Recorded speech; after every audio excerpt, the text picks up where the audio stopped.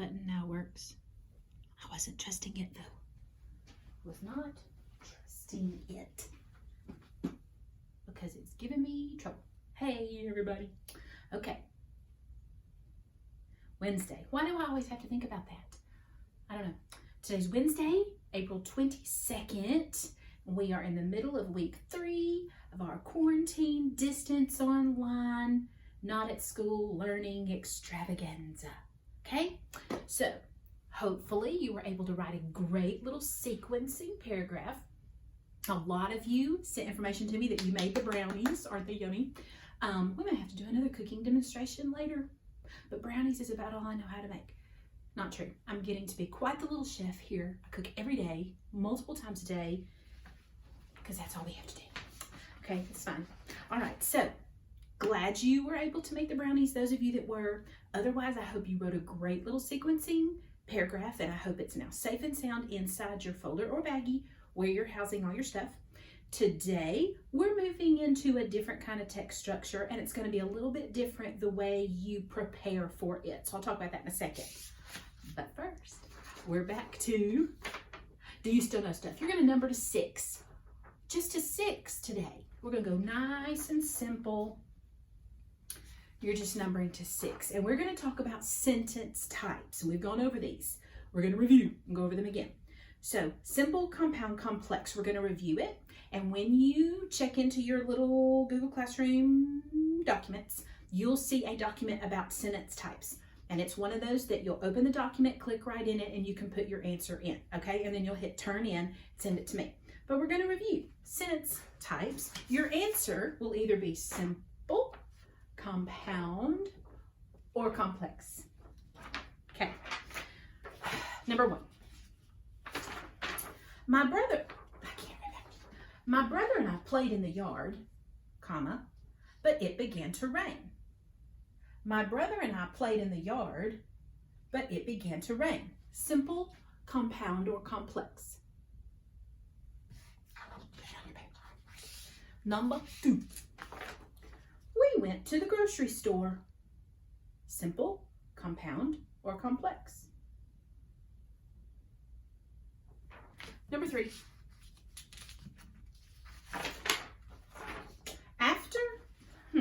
After they ate lunch, comma, the teacher took them outside to play. After they ate lunch, comma, the teacher took them outside to play. Simple, compound, complex. Number 4.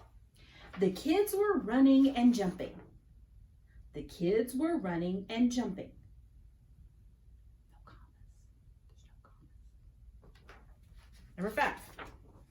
There's no commas.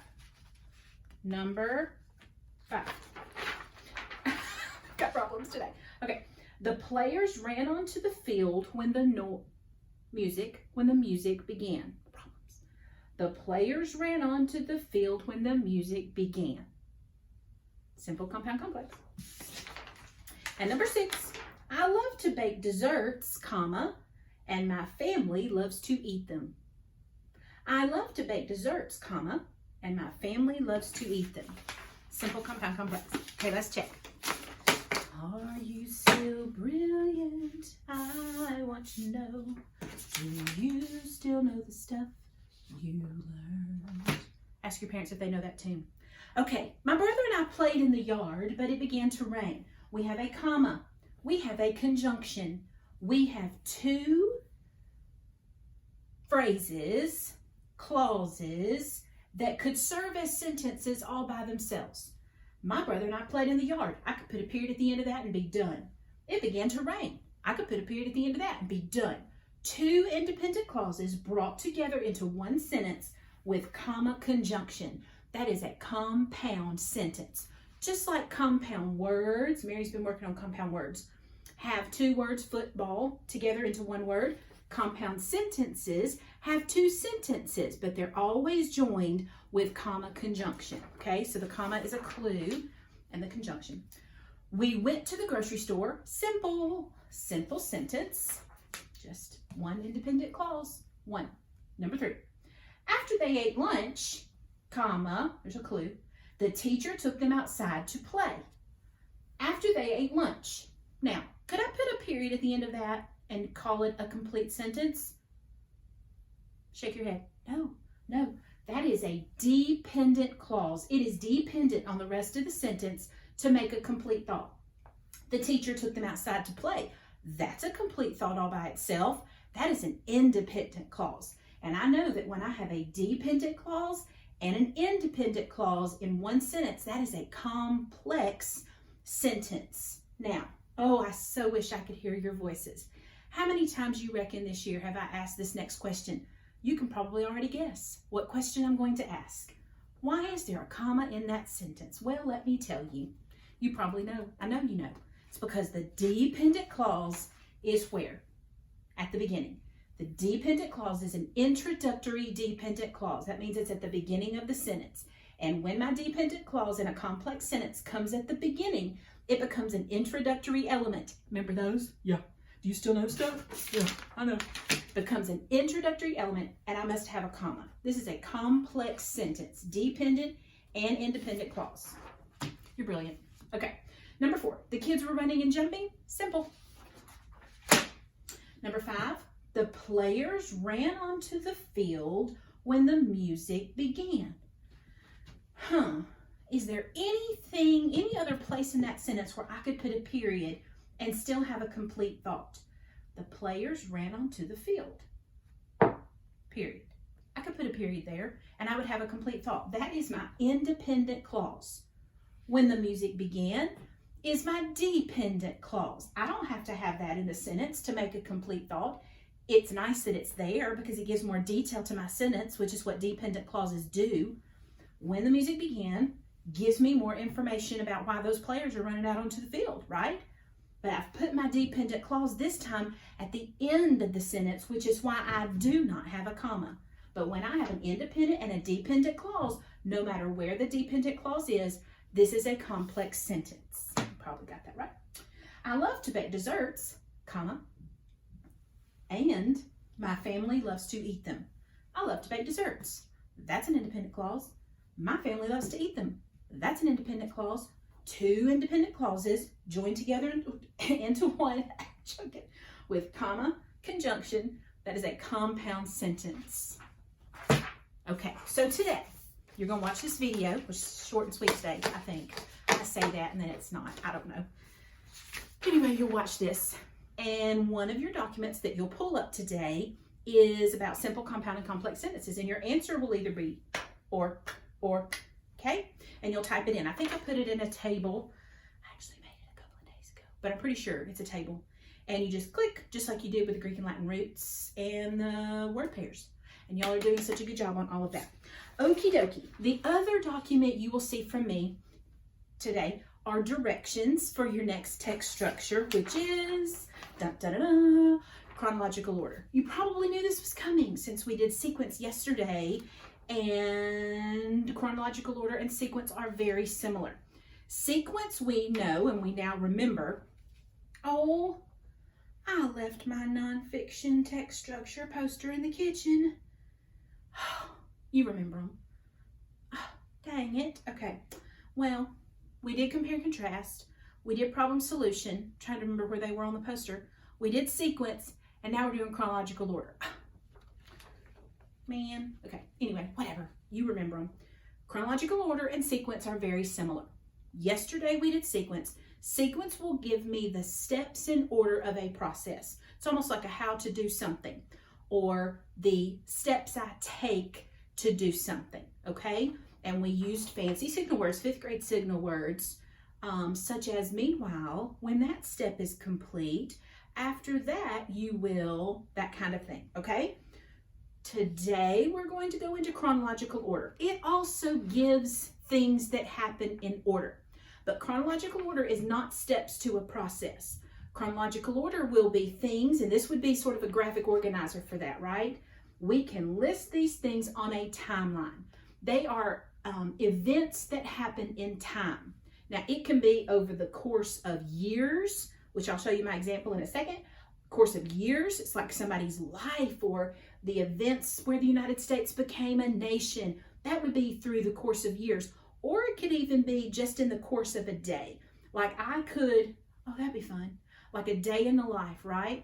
And I could show you, this is waking up, and then we do this and this and this, and at 2 o'clock we do this, and this is our favorite time of day because Lottie goes to sleep, and at 5 o'clock she does this, or whatever, okay?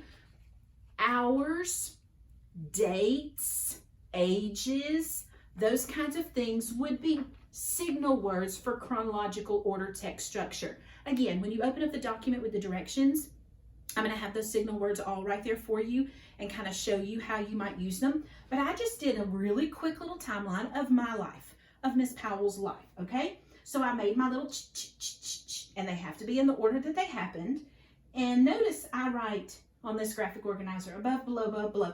I just do that so my graphic organizer doesn't get real crowded.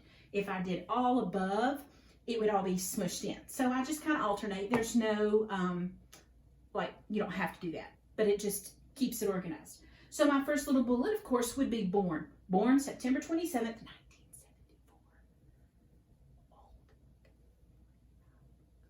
Okay, next little bullet, graduated from high school. Now, I've skipped a lot of time. I was 17 when I graduated from high school. So I could either put the date again in May 1992, or I could say at the age of 17, Mrs. Ryan, I was Ryan at the time, Miss Ryan, graduated from high school. Let's see, 3 months later, that's chronological order. 3 months later, in August 1992, she moved to Tuscaloosa, Alabama to attend the University of Alabama. Okay, then I could say on December 30th, 1995, she married Joe Powell. And then I could say 6 months later, she graduated from the University of Alabama with a degree in education. And then I could say she taught for 23 years. And in that 23rd year, the year 2020, March, she was stuck in her house for many days with her husband and a bunch of kids. So I can use things like dates. I can use 10 years later. I can use at the age of 17. I could use 3 months later. If I'm doing a day in the life, I could say at 7:30, 2 hours later, after the mailman came, they went outside to play. All that kind of stuff could be sort of my chronological order signal words. I would not want to start every single sentence with, in 1974, she was born. In 1992, she moved to Tuscaloosa. In 1995, she got married.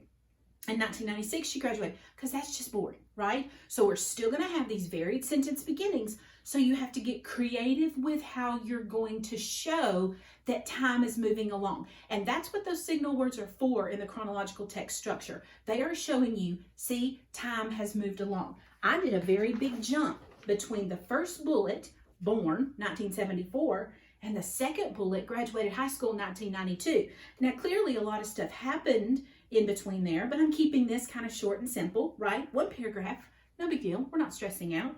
So I would show somehow that passage of time. So I could even insert a little sentence in there.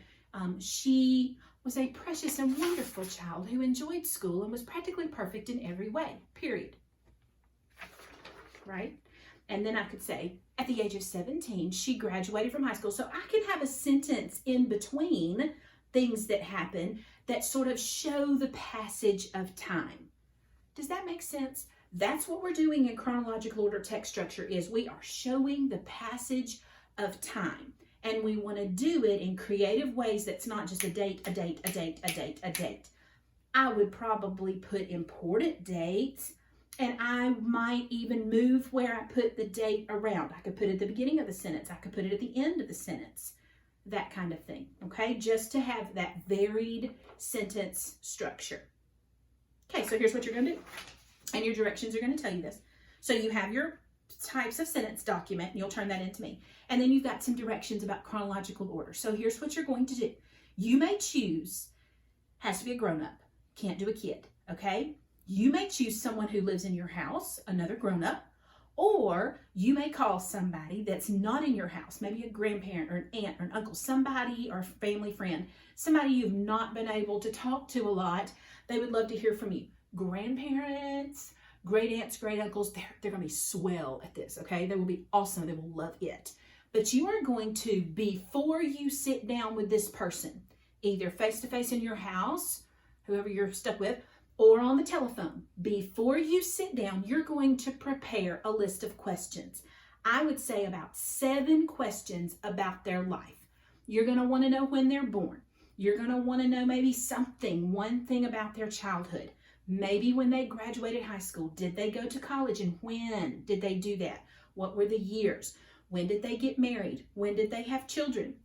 When did they start a job, or when did they retire if they're older? Did anything like amazing happen in their life? Maybe some of your grandparents have fought in a war before. Would your grandparents have fought in a war? My grandparents did. I don't know. Anyway, something unique. Maybe they moved to a different place, or maybe they went to a different country for something. So ask them, what are some kind of good memories or some things in your life that really stand out that you would put on a timeline of your life. Maybe that's how you kind of prep them for it. Give them some ideas with your 7 questions and just let them offer some things too.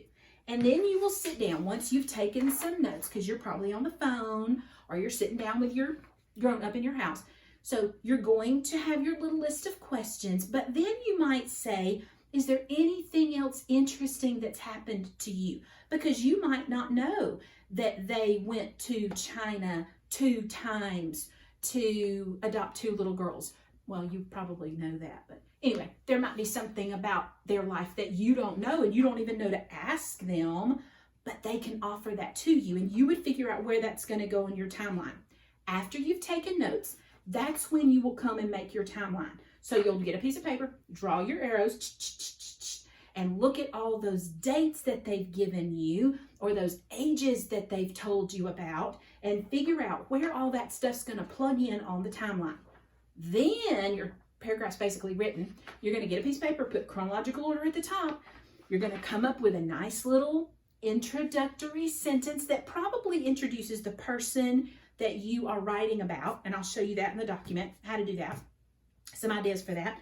And then you'll write a paragraph about them, and you'll pay attention to the signal words that you're using. Again, they could be dates, they could be spans of years, they could be ages. You could say 3 years later, or 2 months after that, or when she was 19, that kind of thing. Pay attention to your sentence types, because a lot of these are going to be complex sentences. So you might say, at the age of 17, comma, she moved to the University of Alabama in Tuscaloosa. So that's a complex sentence, and I would need to have that comma. Does that make sense? Okay. When you get done writing it, you're going to get a grown-up to edit for you, and then I want you to contact that person again. Sit down with them again, or call grandmama again, and read that paragraph about their life back to them. Okay? And then you'll put it in your little baggie or folder, wherever you're keeping your stuff, and you're done with chronological order. Okay? So, don't forget to look at the document. It'll give you directions and kind of go over all the things we talked about. And then you'll have your Google Doc that you'll type in about sentence types. And then that is all we have for today. Monday and Wednesday of next week, we'll do our last 2 text structures, and then we're going to move into some research that I've got planned. It's going to be so much fun. Okay. I hope you're doing well. Hope you're getting to go outside a lot. I miss your faces. I can't believe I'm going to say this, but I miss your voices. I miss all the things. I went up to the school last week to grab some things for Mary, and it was lonesome. It was like a ghost town, like an abandoned ghost town. But it's fine. I'll see you soon, and I'll talk to you soon. And okay,